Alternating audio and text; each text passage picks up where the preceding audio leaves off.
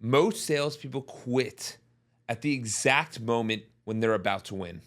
Today, we're going to be discussing sales mindset, the mental fortitude, and resilience you need to be successful. So the way this is going to start off, guys, is I'm going to talk about a few things.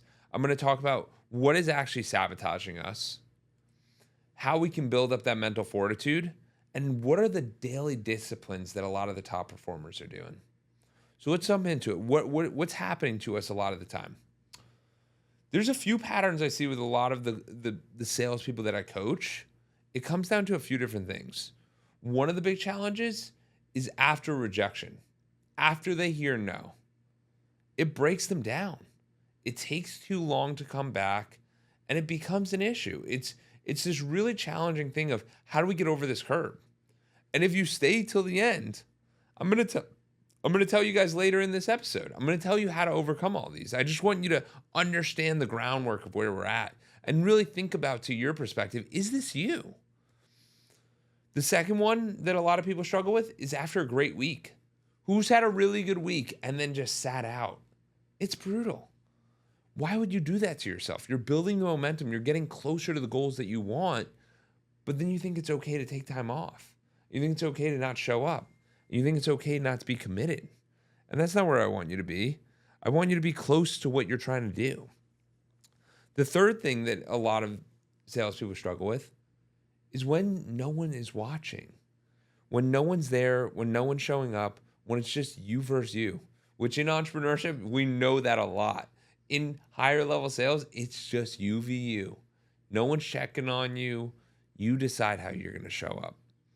And then the last one, and there's a couple more, I'll throw in some bonus ones that we might have because I want to see where people align, is when does the emotion hit?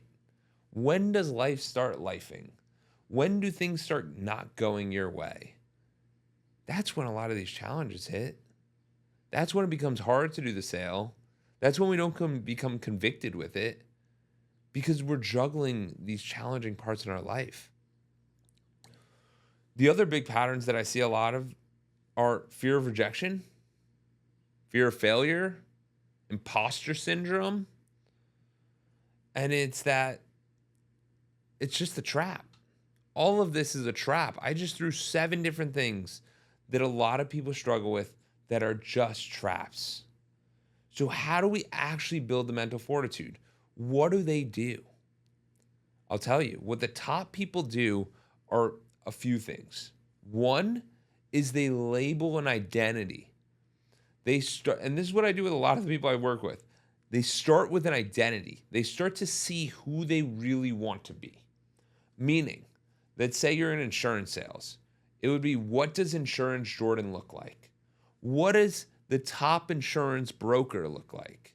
What does an insurance agent do differently? And you want to start looking at that. Or maybe it's real estate, right? What is a real estate agent? Who's exceptional? What does an exceptional person do? Do they show up when they say they're going to show up? Do they follow through? Are they proactive? Are they creating? Yes. And so now you start to label that identity. And I want you guys all to start to think about this. Because of who you want to become, you have to start to label that identity. Where is this going to land for you? Who are you going to be with this identity? And start to ask yourself the question of like, where do I see myself? When do I see myself having this? What does success even look like for me? And start to label these things. And maybe it's Insurance Jordan, or maybe you give it a nickname, whoever it is. You have to build that sales identity so that you don't fault back to the old version of yourself, the old person. It's very hard for us to carry both. So we might as well do one or the other. And when it's sales time, you got to step into that identity of who you want to become. The second major thing is expectations. How many of us have expectations that everybody I talk to is going to be a deal?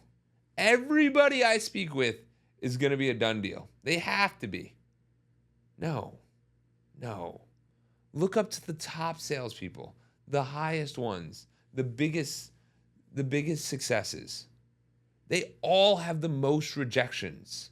They've handled the most failure in their lives. And I want you to start to realize that The failure is just the piece, just a little piece of getting on the other side. And the more failure you face, the further you're going to get. So let's discuss this. Because I had David Meltzer on the podcast, and he actually talked about it. He would figure out his numbers of how many sales he'd have to get and how many no's to actually break even. And what he started to realize was that for every 20 no's, he would get a yes. Meanwhile, the expectation in his head, I'm looking for 20 no's. Every no I get is closer to the yes that I'm looking for. And the thing you start to realize there is there's two things going on. One, you set this expectation of, okay, I'm not going to be disappointed when things don't go my way because it's going to start to go your way. And then the second thing is, as you take more calls and as you talk to more people, your skill set's going to rise. So maybe it's not 1 in 20 anymore. Maybe it's 1 in 10. But you still have that 20-person buffer so that you're not disappointed. Because a lot of the big issue that I see with a lot of clients that I work with, they're very short-sighted. They'll go, hey, this week I lost 5 deals. Cool. What about in the month? In the whole month, I closed 15 deals. So do the 5 that you didn't get matter? Yes, of course they matter. And if your sales skills evolve and elevate, yes, you'll be able to get closer to your goals. However, let's be real here. Like, you're looking at this in way too short of a frame. The third thing that a lot of great salespeople do is they don't give up. They don't give up if it's tough in the beginning. They don't give up when they're struggling, when they're challenged, because what they're actually doing is they're measuring and monitoring what it takes to improve. They're iterating, meaning the more sales you do, the more you're going to see, oh, when I call the client an idiot, they're probably going to hang up the phone.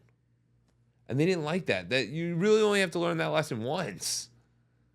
When I present things this way, they say yes. And that's all testing. And so now you guys know what the fears look like in the beginning. And some of us still carry those. We all carry those at some point.